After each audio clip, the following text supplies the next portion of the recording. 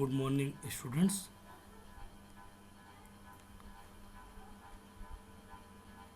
Last class में हम लोगों ने e commerce and e governance की क्लास में एक टॉपिक पढ़ा था जिसे हम ई गवर्नमेंट के नाम से जानते हैं। तो कल की क्लास में हम लोगों ने देखा कि आखिरकार ई गवर्नमेंट होता क्या है, कैसे वर्क करता है और किस तरह से वो ई गवर्नेंस से भिन्न है। क्योंकि हम लोगों ने कल दोनों के बीच में डिफ्रेंशिएशन भी देखा, दोनों के बीच में क्या डिफरेंस है और किस तरह से उन्हें हम लोग अलग अलग डिवाइड कर सकते हैं। आज हम लोग एक नया टॉपिक स्टार्ट कर रहे हैं जिसे हम लोग ई गवर्नेंस के नाम से जानते हैं। तो आज हम लोग ई गवर्नेंस का थ्योरेटिकल पार्ट्स, आखिरकार क्या होता है, किस तरह से ई गवर्नेंस वर्क करता है और इसके बीच या इसके साथ ऐसी कौन कौन सी चीज़ें हैं जो इन्वॉल्व होती हैं। तो सबसे पहले हमें ई गवर्नेंस के थ्योरेटिकल बैकग्राउंड्स के बारे में जानना आवश्यक है। तो जो ई गवर्नेंस है, इसका फुल फॉर्म या पूरा नाम कह सकते हैं इलेक्ट्रॉनिक गवर्नेंस है। यहाँ पर जो शब्द ई है इसका मतलब होता है इलेक्ट्रॉनिक, या इस वर्ड का प्रयोग हम इलेक्ट्रॉनिक्स के लिए करते हैं। इलेक्ट्रॉनिक उन चीज़ों को कहा जाता है जो कि बिजली या लाइट की मदद से चलती है।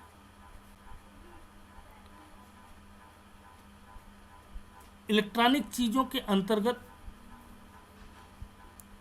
कंप्यूटर, फोन, लैपटॉप इत्यादि कंपोनेंट्स आते हैं। यदि गवर्नेंस की बात किया जाए तो इसे शासन कहा जाता है। जैसे गुड गवर्नेंस मतलब अच्छा शासन। तो हम ई गवर्नेंस का मतलब होता है इलेक्ट्रॉनिक तरीके से लोगों को सुविधा प्रदान करके अच्छे से अच्छे शासन को चलाया जा सके, जिससे लोगों को होने वाली या आने वाली समस्याओं का समाधान आसानी से किया जा सकता है। इसका तात्पर्य होता है कि किसी भी कार्य को करने के लिए नियम और मानदंड मतलब स्टैंडर्ड, रूल्स और स्टैंडर्ड बनाना, और उस रूल्स और मानदंड या स्टैंडर्ड्स में यह सुनिश्चित करना होता है, या हम ये सुनिश्चित करते हैं कि वो सही तरीके से कार्य कर रहे हैं या नहीं। जो भी कार्य हम करवाना चाह रहे हैं वो अच्छे से हो रहा है या नहीं। जिन लोगों तक हम अपनी बात को रखना चाहते हैं उन लोगों तक सही तरीके से वो बातें पहुंच रही हैं या नहीं। दूसरे शब्दों में कहें, इंटरनेट के माध्यम से सरकारी सुविधाओं को या गवर्नमेंट फैसिलिटी को आम जनता अथवा सिटीजन्स तक पहुंचाने की प्रक्रिया को ई गवर्नेंस कहा जाता है।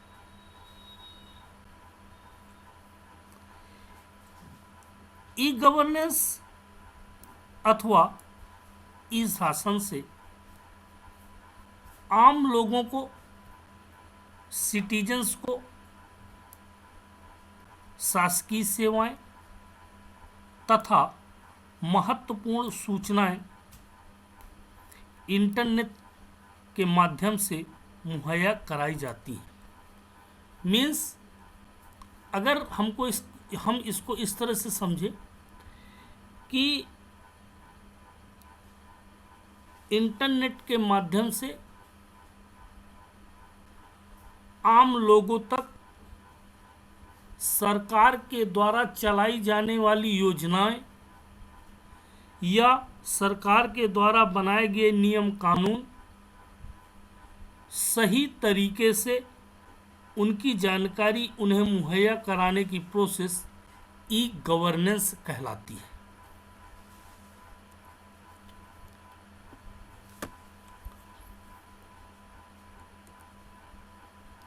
देखिए, ई गवर्नेंस में है क्या क्या चीजें?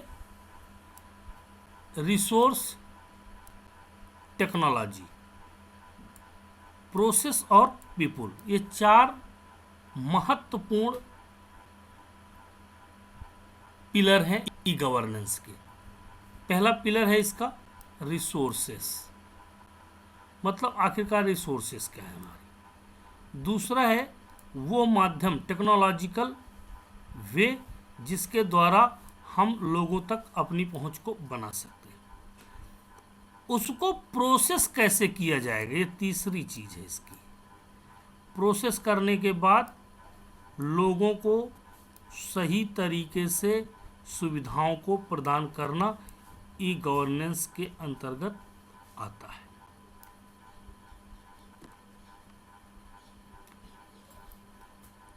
ई governance is a tool. E governance क्या है? एक टूल है that makes available various government services to citizens in a convenient way. मतलब एक सरल, सुगम और सफलतापूर्वक लोगों को गवर्नमेंट्स के द्वारा प्रोवाइड की गई सर्विसेज को आसानी से पहुंचाने का एक माध्यम है, जिसे हम ई गवर्नेंस के नाम से जानते हैं। जैसे पहला है better provisions of government services, मतलब जो गवर्नमेंट के द्वारा, सरकार के द्वारा प्रोवाइड की गई सर्विसेज हैं उन्हें बेहतर से बेहतर बनाना, जिससे लोगों की समस्याओं का आसानी से समाधान किया जा सके। दूसरा है improved interactions with different groups, मतलब हम अलग अलग तरीके से लोगों की सुविधाओं का ख्याल रखना। यदि किसी भी सर्विसेज में किसी भी प्रकार की कोई प्रॉब्लम आती है तो उस समस्या को दूर करना और उस समस्या को उसके साथ इम्प्रूव करना। Citizen empowerment through access to information, मतलब लोगों को रोजगार मुहैया कराना। ठीक है, मतलब सूचनाएं लोगों तक पहुंचाना, उनको उनकी सर्विसेज के बारे में बताना, उनकी सर्विसेज की जानकारी देना। चौथा है इफिशिएंट गवर्नमेंट मैनेजमेंट, मतलब गवर्नमेंट, सरकार के द्वारा बिल्कुल सुगमता पूर्वक उस पूरी की पूरी प्रोसेस को मैनेज करना। यह सर्विस किन उद्देश्यों को पूरा करने के लिए बनाई गई है, यह हम नेक्स्ट स्लाइड पे देख रहे हैं कि ई गवर्नेंस को शुरू करने के पीछे उसका उद्देश्य क्या है। आखिरकार ई गवर्नेंस हमारे लिए क्यों लाभप्रद है? तो पहला है, यदि हम ई गवर्नेंस का प्रयोग करते हैं तो हमें इंटरनेट का इस्तेमाल करके डिजिटल कार्य करने होंगे। डिजिटलाइजेशन पूर्वक हमें हमारे कार्यों को संपन्न करना होगा, जिससे देश के जनता इंटरनेट का प्रयोग करना सीखेगी। मीन्स जब लोगों को, क्योंकि आवश्यकता ही आविष्कार की जननी होती है, जब लोगों को उसके बारे में बताया जाएगा, लोगों को उसके बारे में समझाया जाएगा, तो लोग क्या हो जाएंगे, उसे समझने के लिए बाध्य हो जाएंगे। दूसरा, जिससे सरकारी कार्यों की गति में वृद्धि होगी। पहले क्या होता था, पहले मैन्युअली कार्य होते थे, तो आधे लोगों को पता चलता था, आधे लोगों को पता भी नहीं चलता था, और कार्य पेंडिंग पड़े हैं। पता चला आप एक टेबल से जाके दूसरी टेबल पे पहुंचते हैं, वो कहते हैं हाँ फला के पास है, वो कहते हैं ढेका के पास है। मीन्स इससे क्या होता था, हमें प्रॉब्लम होती थी। अभी क्या है, हमारा नेट पे पड़ा हुआ है, हम उसकी पूरी प्रोसेसिंग, पूरी इंडेक्सिंग देख सकते हैं कि आखिरकार किन किन स्टेप से होकर हम गुजर चुके हैं, कहाँ कहाँ भी हमें पहुँचना बाकी है। क्योंकि सरकारी कार्यों में समय बहुत लगता है, जिससे सरकार को लोगों की समस्या को हल करने में समय लगता है। ई गवर्नेंस के द्वारा इस समस्या को कम से कम समय में हल किया जा सकता है, जिससे लोगों की समस्याएं आसानी से दूर हो सकती है। तीसरा, लोग यदि किसी तरह के कार्य से नाखुश है, लोग जो है, जो जनता है, वो किसी भी कार्य से खुश नहीं है, तो वो ऑनलाइन पोर्टल में अपनी समस्या को आसानी से उन लोगों तक पहुंचा सकती है जहां वो मैनुअली पहुंचा पाने में सामर्थ नहीं है। अब कुछ फीचर्स हैं ई गवर्नेंस के। क्या फीचर्स हैं?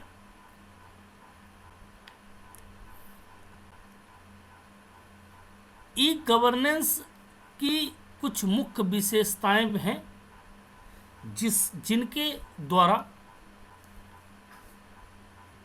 इस सुविधा का अधिक से अधिक उपयोग किया जा सकता है। जैसे फीचर्स नंबर फर्स्ट, इस सुविधा से कागजी कार्रवाई कम हो जाती है, जिससे कार्य में होने वाली समस्याओं पर रोक लग जाती है। दूसरा फीचर है, इस सर्विस में एक ही काम को रिपीट नहीं किया जाता है, मतलब एक ही कार्य को बार बार नहीं किया जा सकता, न किया जाता है। तीसरा, अधिकतर सरकारी सेवाओं का लाभ ऑनलाइन लिया जा सकता है, मतलब ज़्यादा से ज़्यादा जो सरकारी सुविधाएं हैं, ये गवर्नमेंट सर्विसेज हैं, उनका लाभ हम ऑनलाइन ले सकते हैं। अब बात आती है एडवांटेज ऑफ ई गवर्नेंस, मतलब ई गवर्नेंस के कुछ एडवांटेजेस भी हैं। जैसे ई गवर्नेंस के प्रयोग करने से हमें बहुत सारे लाभ प्राप्त होते हैं। पहला, इससे पर्यावरण को बचाया जा सकता है, क्योंकि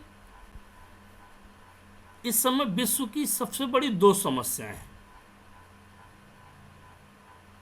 एक पॉल्यूशन और दूसरा पॉपुलेशन, मतलब एक पर्यावरण और दूसरा जनसंख्या।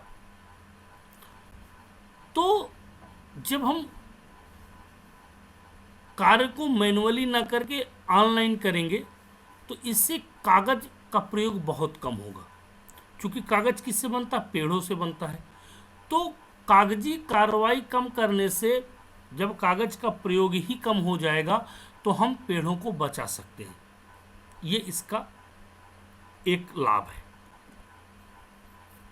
रिश्वतखोरी, भ्रष्टाचार, भ्रष्ट अधिकारी और अपराधियों से बचा जा सकता है, क्योंकि अभी तक क्या होता था, हम ऑफलाइन जाते थे, बिना रिश्वत के, बिना दलाली के हम अपने कार्य को नहीं कर पाते थे। लेकिन अब चूंकि ऑनलाइन पोर्टल्स में जब हम अपनी समस्या को रखते हैं, अगर नहीं होता तो चूंकि हेल्पलाइंस नंबर्स होते हैं, मुख्यमंत्री हेल्पलाइन नंबर से या वहाँ से रिलेटेड जो भी सक्षम अधिकारी हैं उनसे रिलेटेड हमारे पास नंबर्स होते हैं, हम उनका यूज करके अपनी समस्याएं उन्हें बता सकते हैं।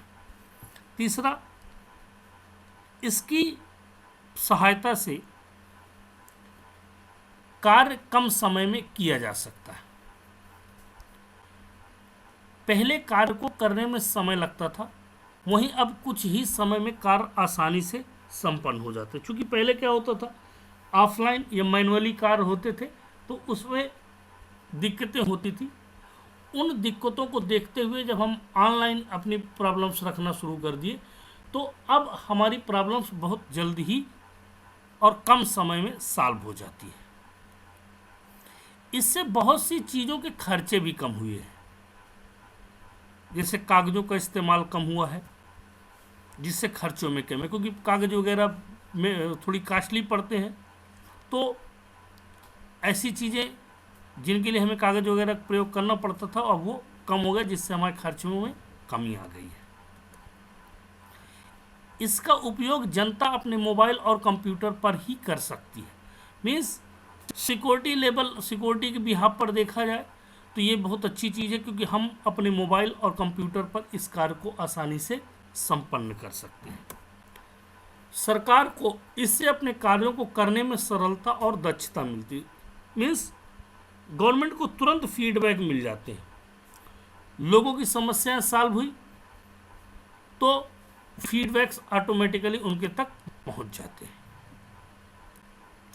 अब इसके कुछ डिसएडवांटेजेस हैं, मतलब हानियां हैं। जिस तरह से ई गवर्नेंस के कई सारे लाभ हैं, उसी प्रकार से इसकी कुछ हानियां भी हैं। क्योंकि अगर आपके अंदर कुछ खूबियां हैं तो आप कुछ कमियां भी हो सकती हैं। तो अभी तक हमने खूबी के बारे में इसके बात की है, अब हम इसमें कमी क्या क्या है उन कमी के बारे में बात करेंगे। तो कमी पहली है इसकी कि इसका उपयोग करने के लिए हमें इंटरनेट का प्रयोग करना आना चाहिए, और इसके लिए इंटरनेट में हमें चूँकि अपना अकाउंट बनाना होता है तो अपनी पर्सनल इन्फॉर्मेशन अथवा व्यक्तिगत जानकारी देनी होती है, जो कि असुरक्षित हो सकता है, क्योंकि कोई भी आपकी पर्सनल इन्फॉर्मेशन एक्सेस कर सकता है। दूसरी, बहुत से लोग अभी तक इस सुविधा का इस्तेमाल करने से वंचित हैं, क्योंकि ई गवर्नेंस का प्रयोग करने के लिए बहुत ही कम लोगों को इसकी जानकारी प्राप्त हो पाती है और वो इस सुविधा का लाभ नहीं उठा पाते। तीसरी इसका सबसे बड़ा डिसएडवांटेज है कि हमारे देश में अभी भी ज़्यादातर लोगों को कंप्यूटर और मोबाइल का ज्ञान नहीं है, जिसके चलते हम इस सुविधा का फ़ायदा नहीं ले पा रहे। अभी हम लोगों का लिटरेसी रेट, साक्षरता वो तो पूरी तरह से हुआ नहीं, तो हम कंप्यूटर और मोबाइल, क्योंकि आज की डेट में कोई भी सुविधा का प्रयोग करने के लिए, ये सुविधा का यूज करने के लिए हमें इंटरनेट या कंप्यूटर अथवा मोबाइल का ज्ञान होना आवश्यक है, जो कि अभी तक बहुत से लोगों तक ये बातें नहीं पहुंच पाई। देश में ऐसे बहुत से गांव हैं जहां अभी तक इंटरनेट की सुविधा ही नहीं पहुंच पाई है। तो जब इंटरनेट की सुविधा ही नहीं पहुंच पाई है तो हम प्रत्येक नागरिक को इस सुविधा का लाभ प्रदान नहीं कर सकते हैं। तो इस तरह से ये इसके कुछ डिसएडवांटेज हैं। तो आज के लिए इतना ही काफ़ी है। इसको आप लोग पढ़िएगा और समझिएगा। कहीं किसी को कोई प्रॉब्लम हो तो मुझसे ज़रूर डिस्कस करिएगा। Thank you.